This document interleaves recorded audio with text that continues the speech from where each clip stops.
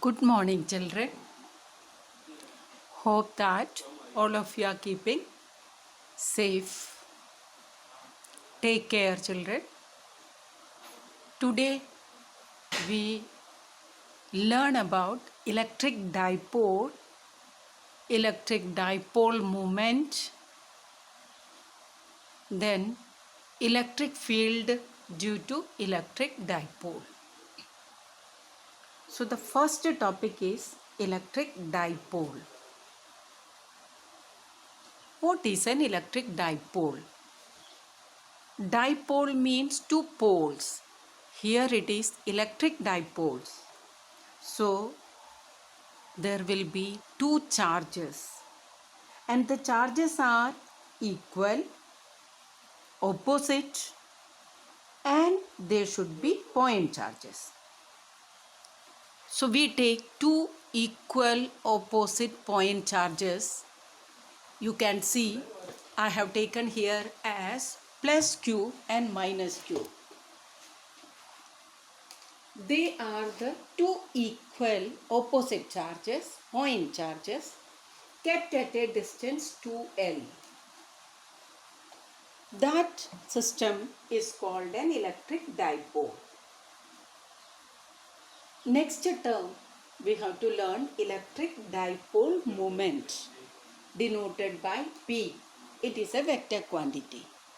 So, electric dipole moment P is the product of any one charge and the total distance between the charges.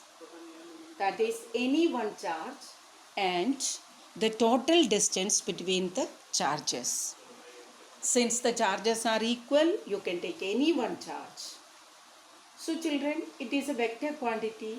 The formula becomes Q into 2L, in which 2L is the distance between the two charges.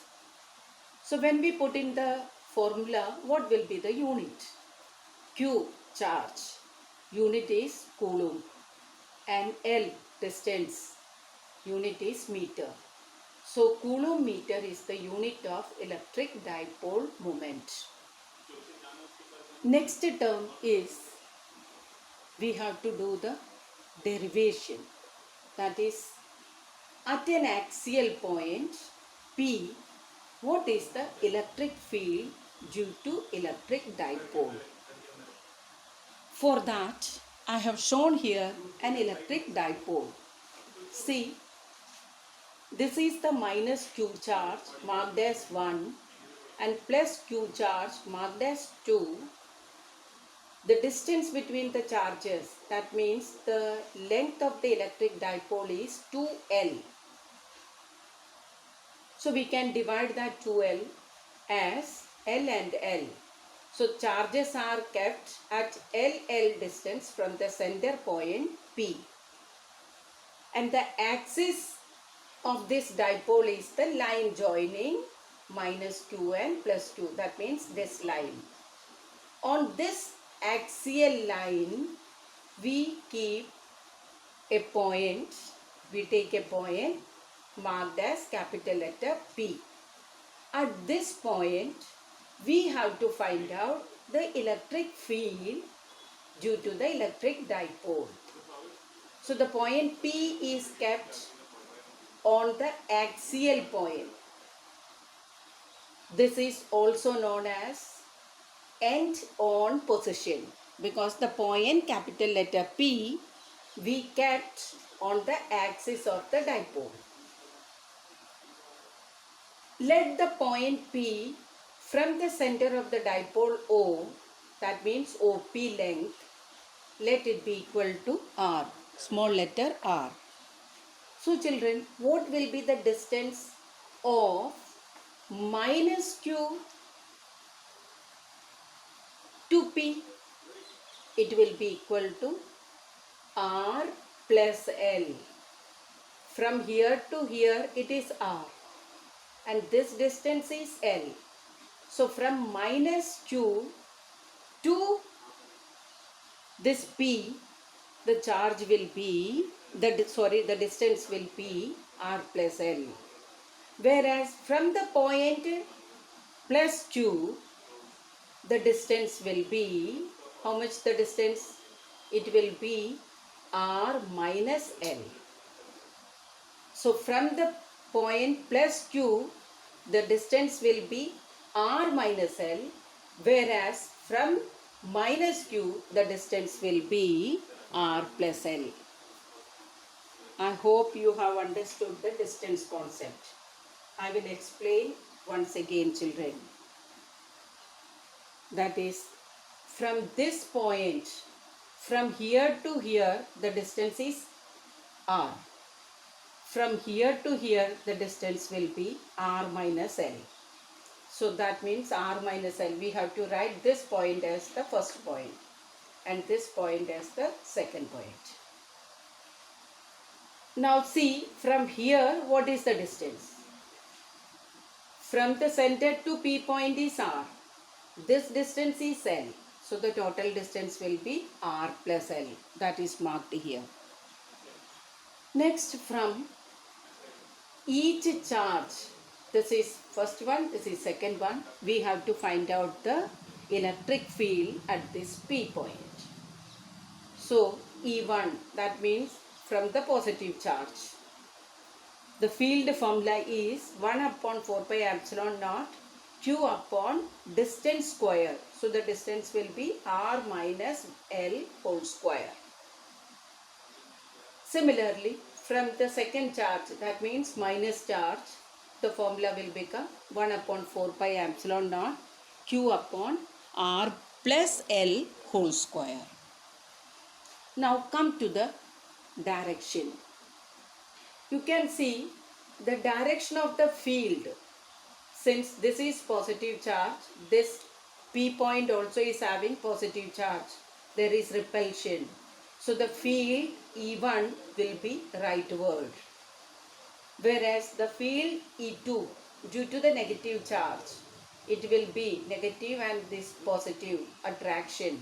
So this E2 will be leftward. E1 and E2 are the vector quantities and they are acting in the opposite direction. So resultant vector E is equal to E1 minus E2. Why E1 minus E2? Otherwise it should be E1 difference E2. I have written E1 minus E2 because E1 is greater than E2. How can we come to know E1 is greater than E2? Looking at the denominator. Here the denominator is having minus. Here it is having positive. That means this denominator will be smaller. So if denominator is smaller, fractions value will be larger. That's why E1 is greater than E2. So we have taken E1 minus E2. After doing the simplification, mathematically, we get the resultant field E given by this equation. In this equation, you can write 4LR can be written as multiplied by Q can be written as 2PR because P is equal to Q into 2L. So from this Q into 2L together you take, it will become P and the left part is 2R. So you get 2PR divided by 4 pi epsilon naught and bracket R square minus L square whole square. This is the general formula for electric field at a point P which is at a distance small letter r from the center of the electric dipole O. Children, since E is vector quantity, we should know its direction. So the direction will be the direction of the bigger vector. Here E1 is the bigger one. Its direction is from negative to positive. That means according to this diagram, it is rightward.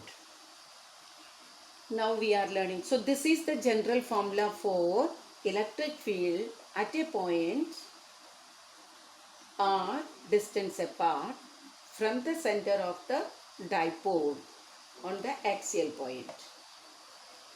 Children, If the distance r is very larger than L, so we can neglect the L value compared to R value. So this equation can be modified. L square, this term become 0. We neglect it. So here it will become R square whole square, R power 4. That R power 4 cancel with this 1 R. Your answer will be, according to this term, it will be R cube. It means electric field at a point on the axis, axial point, is given by this formula, special case, 2p upon 4 pi epsilon naught r cube. This is the special case, children. And this is the general formula. What will be the unit? Electric field unit is Newton per Coulomb. And it is a vector quantity. E also is a vector quantity. P also is a vector quantity. So children, this is one of the important derivation to find out the electric field intensity due to electric dipole on the axial point. Tomorrow we will do the another derivation, that is point on the perpendicular bisector, that is equatorial point. That derivation we will do tomorrow. Before that, I want to tell one important point. An electric dipole, already we have discussed, it is having two equal opposite point charges kept at a small distance. So my question is, an atom can act as an electric dipole. Think about that, children. An atom is electrically neutral since it contains equal number of electrons and protons, equal number of negative charge and positive charge. But the centers of the negative charge and positive charge coincide each other. We cannot consider atom as an electric dipole. But the same atom, when we keep in an electric field, then the center of the charges, negative and positive charges, get displaced. Because of that, atom act as an electric dipole when we keep the atom in an electric field. I hope, children, you have understood.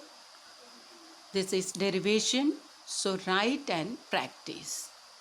Okay, children, take care. Bye.